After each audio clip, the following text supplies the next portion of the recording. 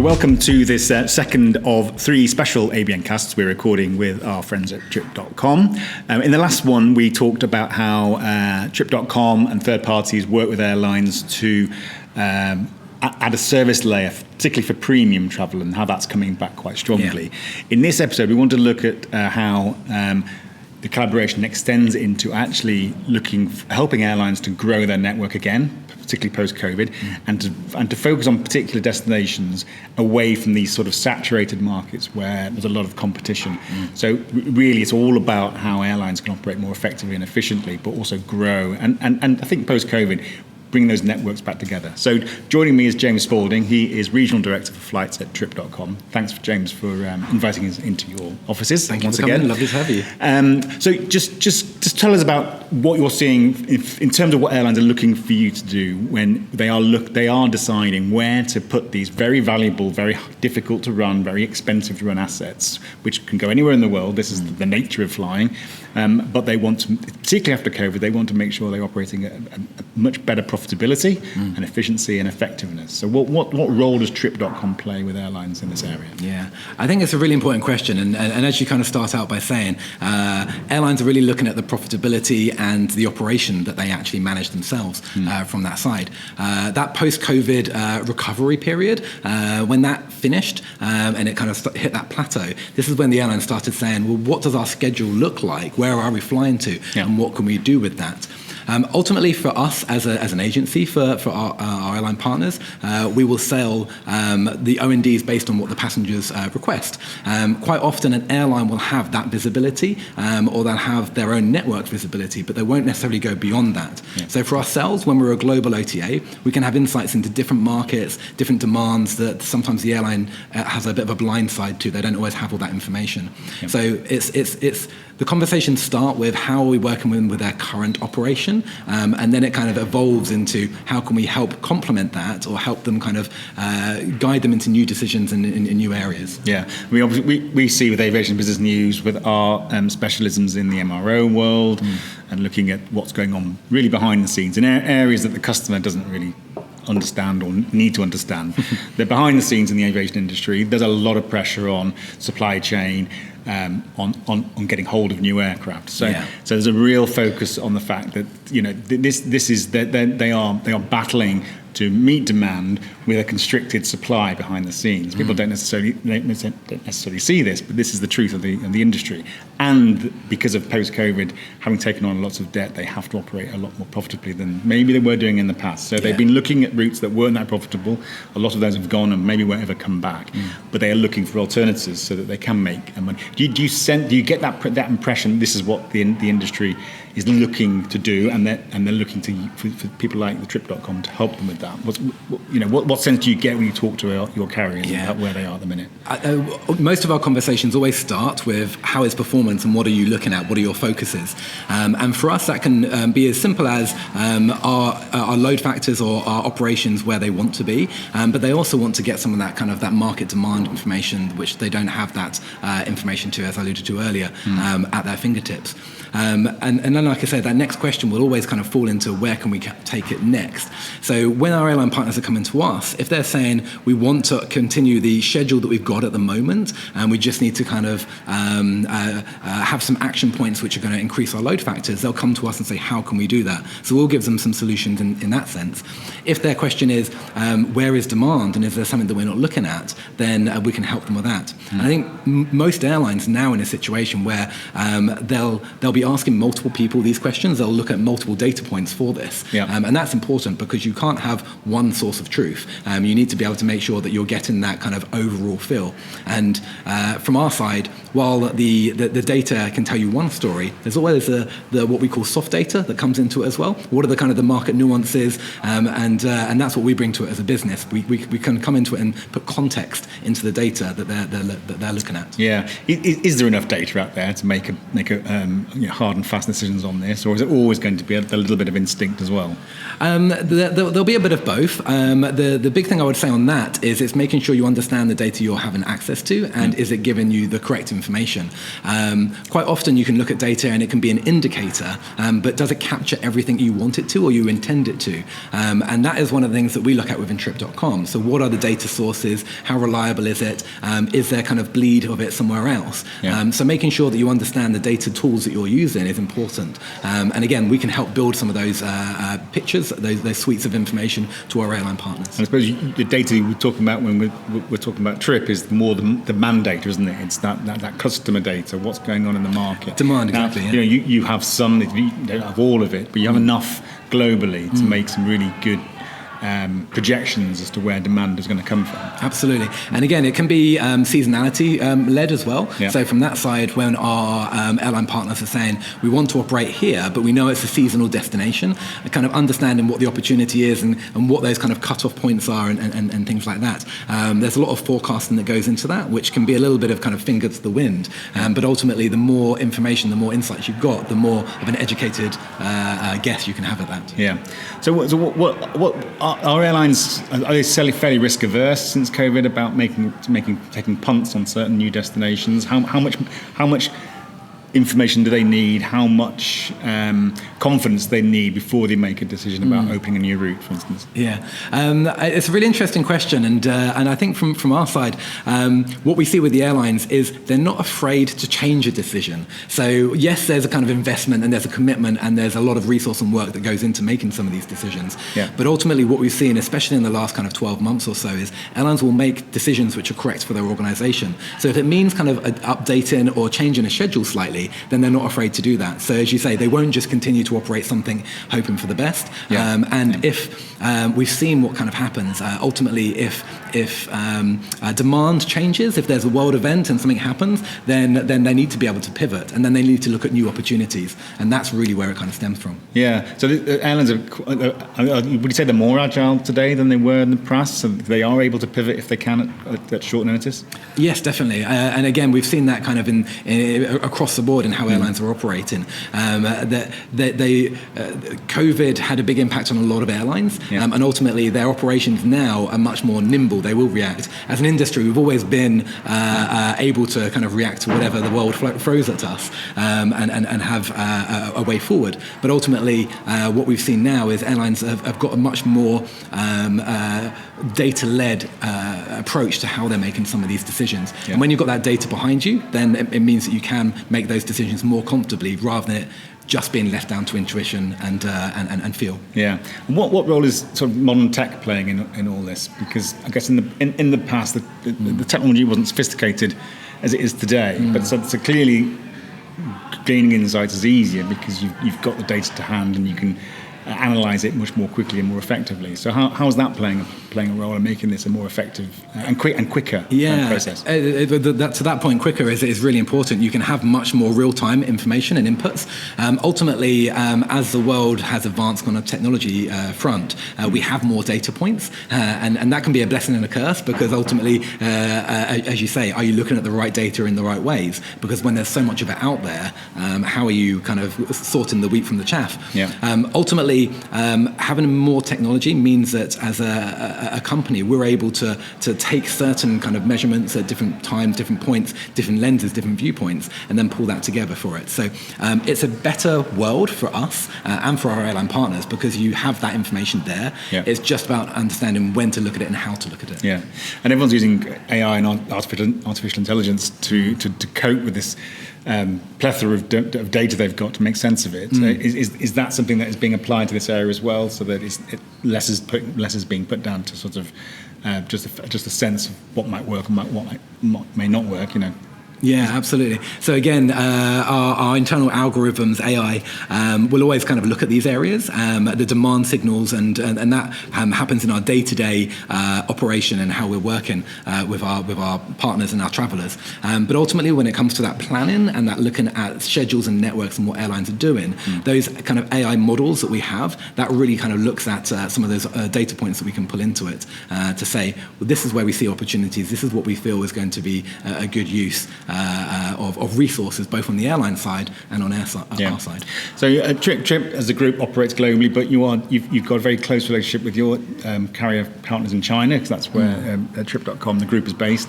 What are you seeing some trends there? What are you seeing in terms of the Chinese market, both sort of domestic and outbound, that is potentially going to sort of impact things globally? Yeah, I think from China's a really interesting market, and I'll start with talking about inbound. From that side, where Trip.com has a focus on the inbound travel for it, we're seeing a growth in that side.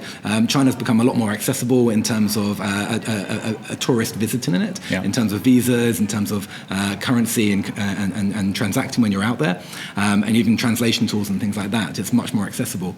When it comes to the outbound travel, that's still stable. We're seeing a lot more of the growth on the inbound, but outbound and the China economy itself is a lot more stable. We see a lot of that focus around some of the Asia markets. So that is some of the strong points from that side, and also that domestic travel is still strong for China as well. Yeah. So the outbound Chinese travel, they're coming back. I mean, it was the big story pre-pandemic. It was one of the final markets to reopen, and the Chinese traveller seems to be back. Are they going to the same places? Are there different destinations that the airlines are now having to serve, and how do they know what the demand will be? Again, we're seeing that stable for the kind of the outbound travel and for that domestic travel from that side. I think where there's an interesting story as well is around the China carriers, and how they're operating and what they're doing with their fleet. What we're seeing with them is they're not just looking at that point-to-point traffic, both the inbound and the outbound, but it's also about the kind of the connectivity. So it might be a bit more about kind of stopover traffic that they're looking at, or even transit passengers through China from that side. Yeah, so we're going to see some of these big Chinese airports that many of us won't have heard of, but they're becoming more like transit, like the Middle Eastern airports have developed into stopover, or just come and stay for a few days while you're heading off to somewhere else. We'll see. Do you think we'll see more of that happen? Absolutely. We've already started to see some of that come through. And there are kind of different stopover programs. There's visa stopover options if people want to spend a couple of days in China in certain cities. But ultimately, yes, I think that's something that we're going to kind of see more of as well. And that will especially benefit the Asia markets, both inbound and outbound. So Europe into Asia, the Americas into Asia, and vice versa as well. Yeah. So the airlines might work with you guys in terms of that consumer demand, but there's also the destination side of it, and they want to attract people and visitors, so they have marketing funds to put into this. How do you work together with the destinations as well to grow demand, or to help create demand for these networks to serve? Yeah. So we work very closely with a lot of destination teams in terms of how we're promoting different destinations. The benefit from us being a global organisation is whenever we do our promotions and a lot of our sales activities, they can be destination focused if we want to pin it down onto that. And then we can kind of work with our partners, be it hotel or tickets and tours, different products in that market, and have that on sale to the globe. So it's not just about what are we selling from the UK into a certain destination. We can have a similar kind of destination sales message in multiple markets from a global level sometimes. Ultimately, when we're doing a lot of these kind of promotions, this is an area that we will localize, so you'll get different partners, especially from a flight perspective, in the local market. So how are we kind of feeding that? Which airlines are we working on? And if we've got a certain destination that we're using and an airline perhaps doesn't fly directly there, then we can still look at them and have conversations with them about is it a market that they're interested in, and is there connectivity options, and how have they considered that before? Sometimes that can be a bit of a door opener into how we can complement them and work with them outside of their existing network into these new markets and destinations. So we talk about hero destinations. What that relates to is destinations which a particular airline feels they own is the one they seem to either specialise in or really dominate. Are airlines looking to develop more of these sort of hero destinations as such, rather than just competing on what are quite saturated routes? Yeah, and again, it goes back to some of the questions we were talking about at the beginning. It's what is an airline focusing on, and how are they optimizing some of their routes? If we've got a hero destination, or if the airline's got a hero destination in mind, something that they know is performing well, and maybe they don't operate into it, as I say, that's how we can look at, different connectivity new partners into their products. So something that we do on that side is what we call virtual interline connectivity. Right. So an airline, if they're flying from A to B, but ultimately they want to target a traveller from a popular origination or to a popular destination, we'll tag on another flight onto that, so it becomes a one-stop service all the way through. Traditionally, airlines would have worked on interline agreements, code shares, joint venture partnerships, things like that with other airlines. Our virtual interline product has something similar, but ultimately we're putting those two flights together for a traveller, sometimes connecting uncombinable content, so like low-cost carriers, hybrid traffic, which wouldn't have normally be interlined in that sense. So that really means that regardless of what the airline's focus is on a hero destination or a hero origin, then we can say to them, okay, it might not be on your radar now, but it's popular, that's where the demand is, how can we complement that, feed you into that market without you having to commit to a schedule or play with that market, that route in itself. Yeah, because that's going to be key to get that source market, wherever it's coming from, into potentially one hub if you're a point-to-point carrier. And virtual interlining is something that's been around for a while. Yeah. Is it now coming into its own? Because we saw in the pandemic a lot of networks just broke up. Some won't come back. Yeah. We're trying to rebuild networks again. And probably it's not going to be through traditional interlining agreements. There will be that element, but actually it's this approach to technology and virtual interlining that might help airlines rebuild those networks. We're seeing that a lot of, and obviously you're helping with that. Yeah, absolutely. So again, we always use our virtual interline tool as something that our airline partners can lean into for support from their side. So do they want to extend their reach to new markets and new destinations, as we say? But ultimately, when they're looking at how they work with their existing connectivity partners, we can do a lot of that heavy lifting for ourselves. Virtual interlining, the biggest difference between it is the fact that a passenger may have to collect their bag and recheck it in. Right. So when we're selling it online, we call it self-transfer to our travellers, so they know they have to self-transfer themselves in their bag. What that means is that we can do a lot of the customer service elements around it as well. So if an airline has an interline agreement, then they've got to do all the servicing on both their flight and the partner airline flight into it. Yep. Whereas they can basically hand over the whole of the interline agreement or kind of setup, and that's looked after by ourselves on our own product, and then through our own standard customer service that we would have for any traveller. Yeah.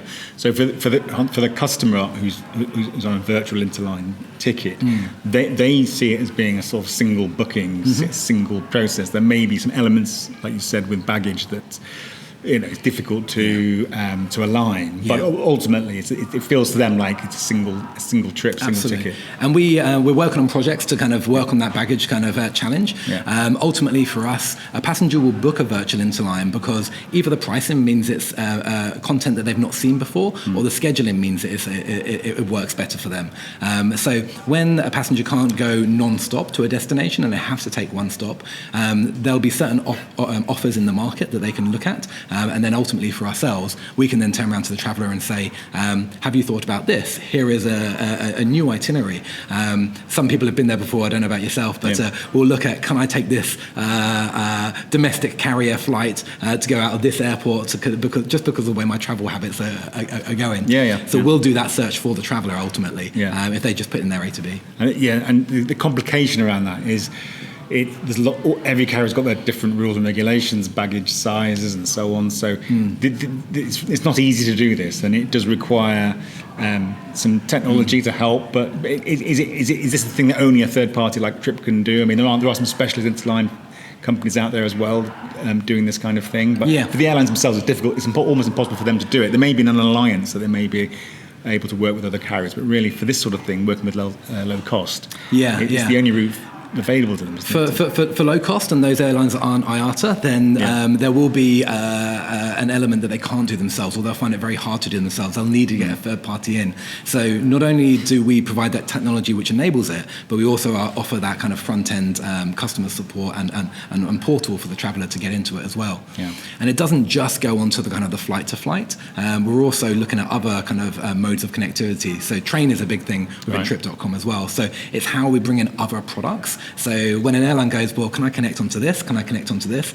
We can always turn around and say, but can you connect onto this? We'll always kind of be looking at the next product, the next technology solution for those traveller needs. Yeah, and we just go back to think about destination growth. I mean, you get the sense that the world's already open and there's not many more destinations yet to be discovered, but actually it's not really true. You think about emerging destinations that have come up in the last decade and so, and we're going to see more of those come online, particularly stuff in the Middle East with Saudi coming on and so on. So when you look at the potential for destination and network growth, do you think there's more potential today than there ever has been because the world is opening up even further? Yeah, absolutely. And again, trends change. So you'll have new places come into the spotlight. You'll have new areas being developed. As you say, the Middle East and Saudi Arabia is a good example of one of those. Ultimately, what we'll work with our airline partners to do is to identify where those kind of trends are coming from and what they're looking at from a demand perspective, and make sure we're leaning into that as well.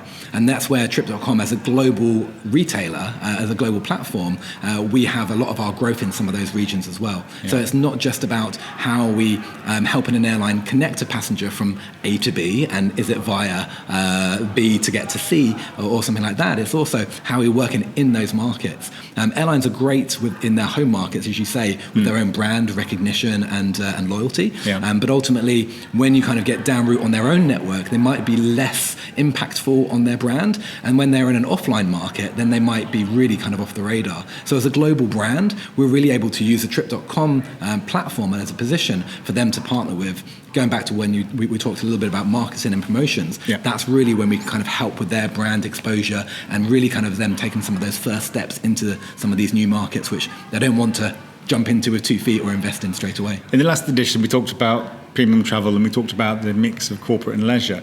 When it comes to destination growth, what's the driver there? Is it the business traveller or the leisure? Or I guess it's a bit of both. But what's the real driving force here? Yeah, it's a good question, and I would almost say premium traffic would always be considered, and then what's driving that premium traffic depends on really the destination.